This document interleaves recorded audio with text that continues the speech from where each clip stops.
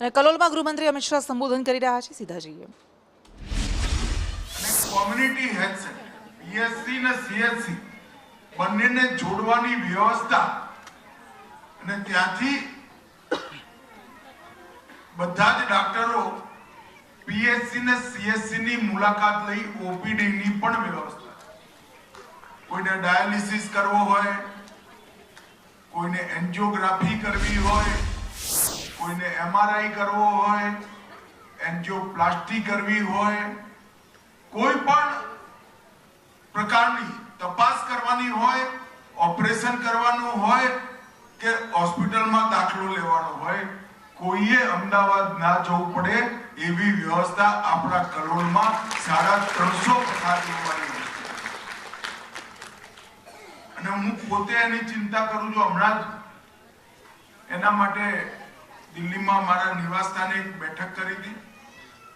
સારામાં સારા ડોક્ટરો આવે અને સારામાં સારા દુનિયાના સાધનો આવે.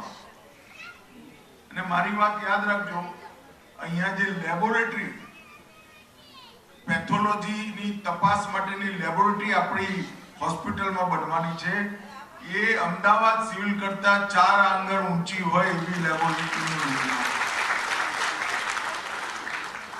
અનેક પ્રકારના આધુનિક સાધનો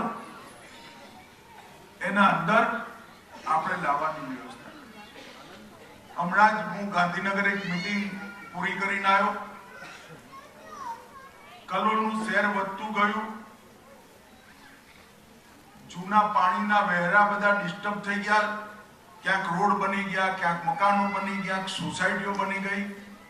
પાણી ભરાય છે ને ભાઈ, તો કેમ કહેતા નથી? પછી હમણાં મેં મીટિંગ કરી છે, 1 વર્ષ પછી પાણી ભરાવાનું 70% ઓછું થશે અને 2 વર્ષ પછી ક્યાંય એક ટીપુએ પાણી આખા કલોલના તાલુકામાં ના ભરાય એવી વ્યવસ્થા આપણે.